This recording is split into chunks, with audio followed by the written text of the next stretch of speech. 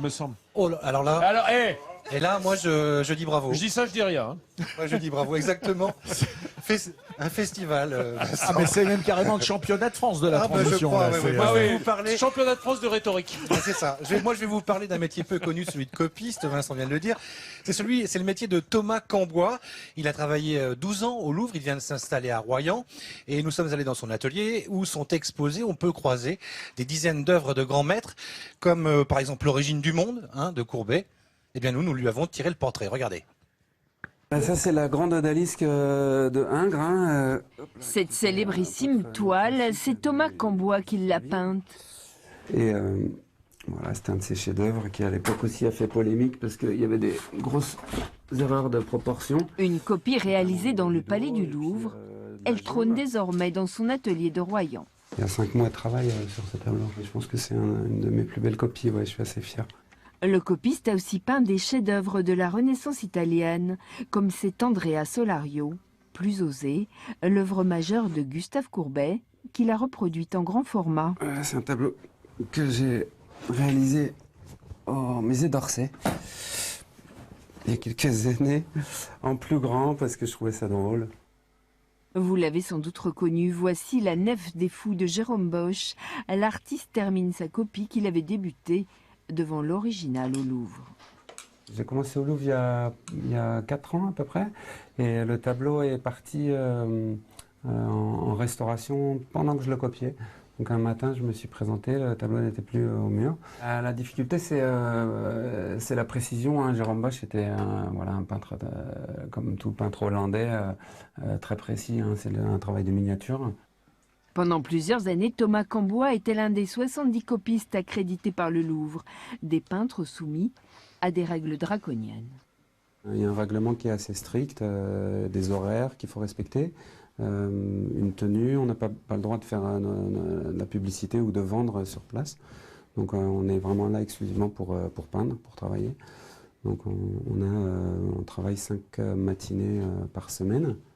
À Royan, Thomas Cambois s'est lancé dans la restauration de tableaux, mais il continue d'enseigner sa passion, la technique des copistes, une virtuosité qu'il maîtrise même dans l'art de l'autoportrait, à la manière de Dürer.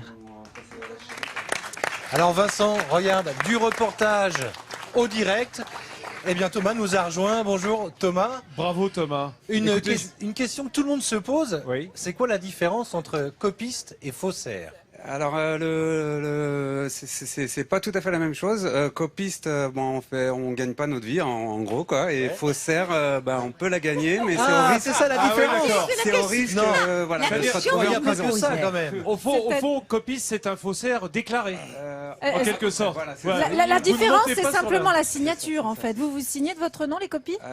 Non, au Louvre, on signe de notre nom. Voilà, alors qu'un faussaire, non. on Mais je crois signe qu'il y a- de nom de l'artiste. Je crois moi, qu'il y a, ce qui m'a il y a une subjugué- différence de taille surtout Il y a entre aussi, l'origine et les. Alors en effet, c'est aussi pour ça au Louvre qu'on n'a pas le droit de copier la même taille pour que pas le vendre comme comme un original. En gros, voilà.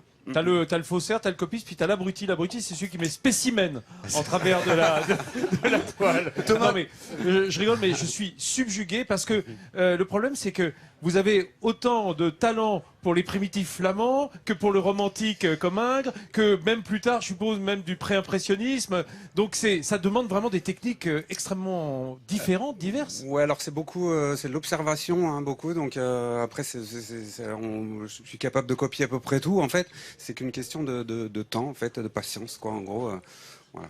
Qu'est-ce que vous préférez copier? Les anciens, les Hollandais. Les j'aime Hollandais, beaucoup, oui. ouais, tout à fait. Là, c'est...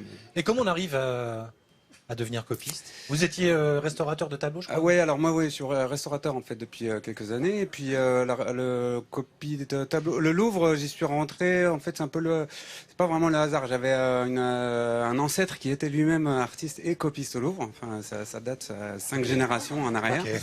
Mais C'est ça dans m'a les gènes, inspiré, depuis mon enfance. Et puis, comme je trouvais pas d'école qui enseignait ces techniques-là, et que voilà, que la copie c'était en fait une manière d'apprendre à l'époque. Voilà, donc c'est un peu. Merci Thomas. En tout cas, on Bravo, répète Thomas. que la différence entre le copiste et le faussaire, c'est la taille de l'œuvre. Hein. La taille et et puis, voilà, les et puis le finances faussaire aussi. ne déclare pas. Avec le copiste, il déclare Exactement. qu'il fait une copie Ouais, de tout à fait. l'œuvre. Hein. Il est Voilà. appointé pour ça. Voilà, on se cache pas. Voilà, on se cache pas. Voilà. Merci Thomas, c'était magnifique.